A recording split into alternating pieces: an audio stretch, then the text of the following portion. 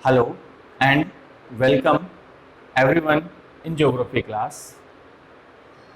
हम लोग अपनी पिछली क्लास के अंदर यहाँ पर चर्चा कर रहे थे मानव भूगोल की परिभाषा, प्रकृति, विशेषक और उसके साथ साथ उसके बाद में हम लोगों ने चर्चा की थी मानव भूगोल के सिद्धांतों पर।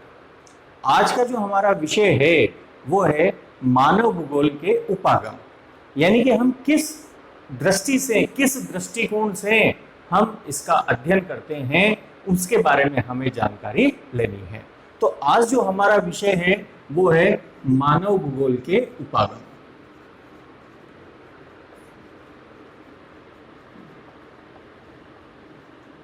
उपागम को हम अप्रोच के रूप में भी कह सकते हैं, यानी कि अब हमें इसके बारे में जानकारी लेनी है। तो सबसे पहले, जैसा कि हम लोगों ने अपनी पिछली क्लास के अंदर भी चर्चा की थी कि हम मानव भूगोल किसको कहेंगे, मानव भूगोल की एक साधारण सी परिभाषा क्या है, हम लोगों ने इस पर विस्तार से चर्चा भी की थी।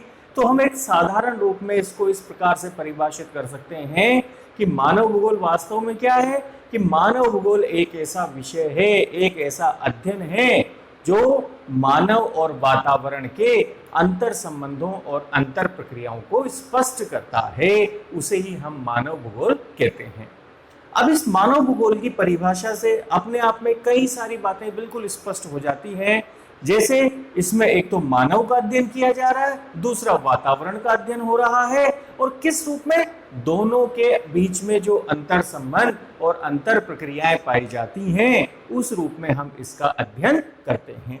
अब जब ये बात हमारे सामने आ जाती है तो हम ये बात बिल्कुल स्पष्ट कह सकते हैं।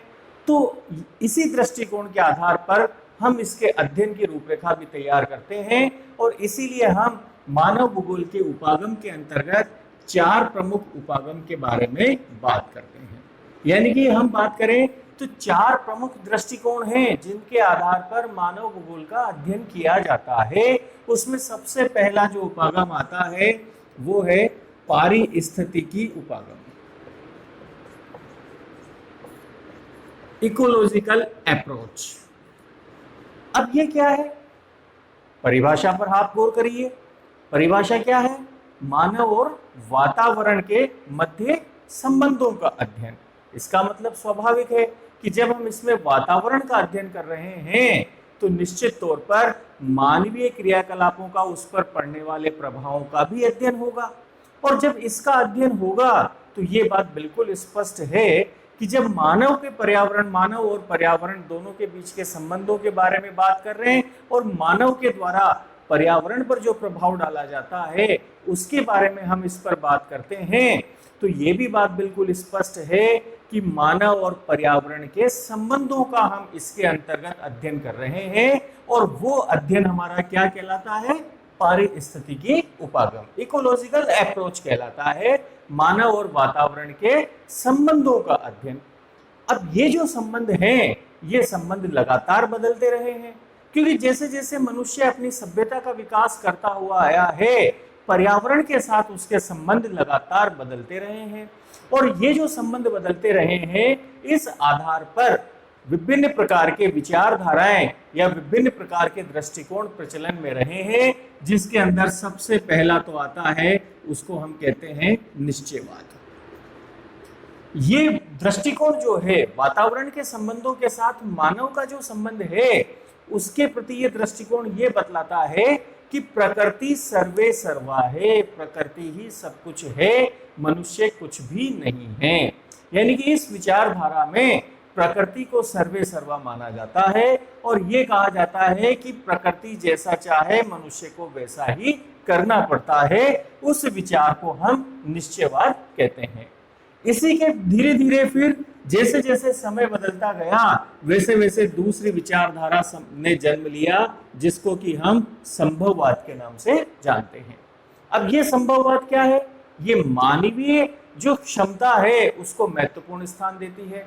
ये यूं कहती है विचारधारा कि प्रकृति एक सलाहकार से अधिक नहीं है, मनुष्य को जो करना है वो उसे करना ही है, वो करके ही रहेगा, क्योंकि मनुष्य के पास क्षमताएं हैं, बुद्धि है, वो लगातार क्रियाएं करता रहता है और उसमें पर्यावरण को बदलने की क्षमता भी मौजूद है। तो उस प्रकार की विचारधारा को हम संभववाद के नाम से जानते हैं। तीसरी जो विचारधारा इसके अंदर चली वो इन दोनों के बीच में संबंधों को स्पष्ट करते हुए, जिसको कि हम नवनिश्चयवाद के रूप में जानते हैं। ये विचारधारा इन दोनों विचारधाराओं के मध्य संतुलन बना देती है। इस विचारधारा में तो कहा गया कि प्रकृति सर्वे सर्वा है, इसमें कहा गया कि मनुष्य एक सृजनकारी प्राणी होने के कारण से असीमित क्षमताएं रखता है, लेकिन इस विचारधारा में यह कहा गया कि मनुष्य प्रकृति के अधीन रह करके, प्रकृति द्वारा प्रदत्त सीमाओं में बंद करके अपने विकास के विभिन्न विकल्पों का इस्तेमाल कर सकता है। यानी कि यह विचारधारा इन दोनों के बीच में संतुलन की बात करती है। कुछ हद तक प्रकृति प्रभावी है और कुछ हद तक मनुष्य ने भी अपनी क्षमताओं से प्रकृति में परिवर्तन किया है। ये विचारधारा इस बात को स्पष्ट करती है। तो इन तीन आधारों पर जो भी हमारे संबंध रहे हैं, उन संबंधों को हम किसके अंतर्गत देखते हैं? पारिस्थितिकी उपागम के अंतर्गत देखते हैं। यानी कि पारिस्थितिकी उपागम में मानव और वातावरण के बीच में जो संबंध हैं, उन संबंधों के बारे में विस्तार से चर्चा की जाती है। अब दूसरा जो उपागम आता है उसको हम कहते हैं क्षेत्रीय या स्थानिक उपागम।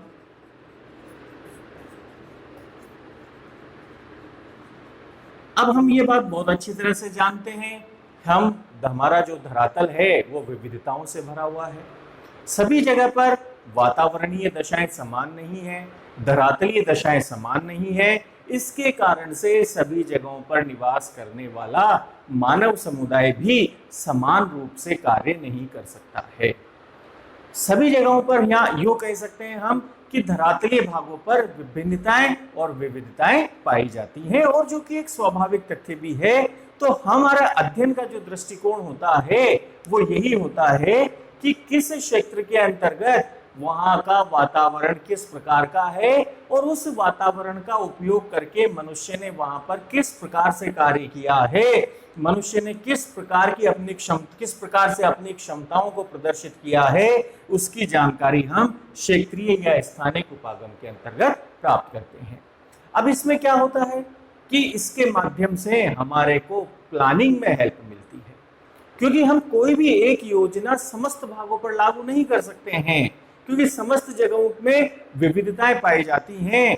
एक नियम जो एक क्षेत्र में लागू हो सकता है, ये आवश्यक नहीं होता कि वो दूसरे क्षेत्र में भी लागू हो सके। तो इसके कारण से हमें क्षेत्रीय या स्थानिक उपागम की आवश्यकता पड़ती है।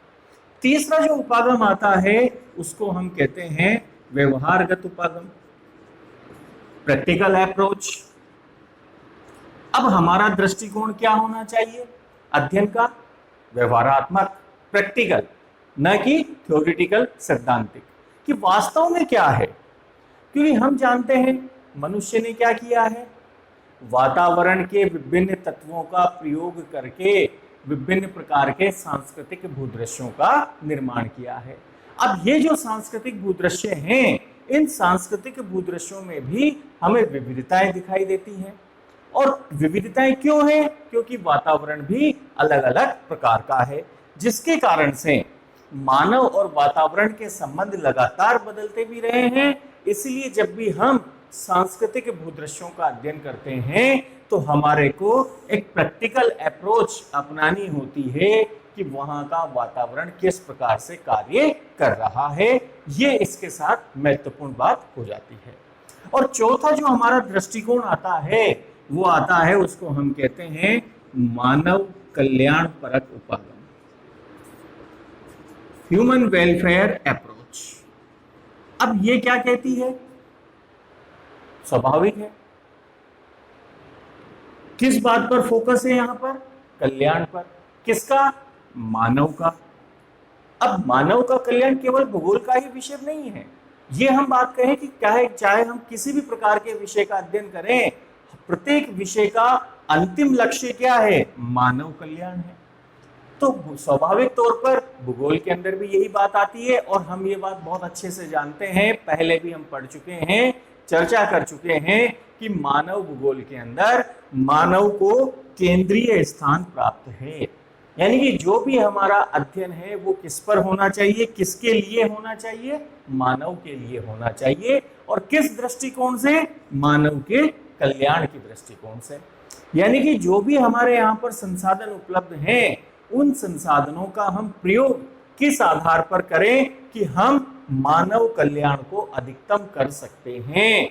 इस दृष्टिकोण से किया जाने वाला अध्ययन मानव कल्याण परक उपागम के अंतर्गत शामिल किया जाता है। इसमें संसाधनों का उपयोग शामिल है। यहां पर इस बात पर जरूर जोर दिया जाता है कि ये संसाधनों का अध्ययन हमारी केवल वर्तमान की आवश्यकताओं की पूर्ति करने के लिए नहीं है, ये हमारे भविष्य की आवश्यकताओं की पूर्ति के लिए भी है। यानी कि हम जो मानव कल्याण की बात करते हैं, ये मानव कल्याण न केवल वर्तमान में बल्कि सतत दृष्टिकोण से भी होना चाहिए। इसीलिए सतत विकास, संगत विकास या सस्टेनेबल डेवलपमेंट की बात हम करने लगे हैं। यानी कि हम संसाधनों की निरंतरता पर अब चर्चा करने लगे हैं। क्यों? क्योंकि हमारे लिए अप्रोच क्या है, मानव कल्याण परक।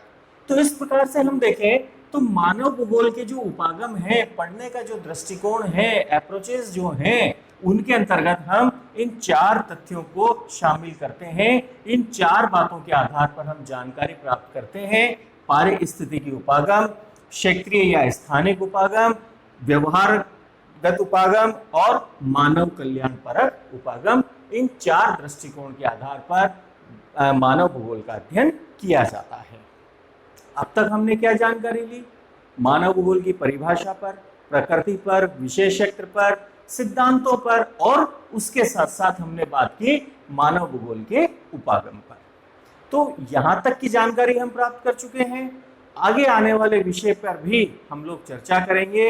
विभिन्न प्रकार के तथ्य जो इसके साथ जुड़े हुए हैं, विभिन्न विद्वानों के अनुसार हम उस पर भी बात करेंगे। लेकिन उसके पहले हमारे सामने ये सभी बातें बिल्कुल स्पष्ट हो जानी चाहिए कि मानव भूगोल में मानव को केंद्रीय स्थान मिला हुआ है और उसके साथ साथ मानव भूगोल मानव और वातावरण के मध्य जो अंतर संबंध और अंतर प्रक्रियाएं होती हैं, उनका अध्ययन करता है। ये बात हमारे सामने स्पष्ट, या यूं कहें कि ये बात हमारे को बिल्कुल अच्छे से याद रख लेनी है, तभी हम मानव भूगोल के बारे में अधिक समझ रख पाएंगे। अब अगले विषय पर हम अपनी अगली क्लास पर चर्चा करेंगे। आप इसी प्रकार बने रहिएगा हमारे साथ। Thank you very much.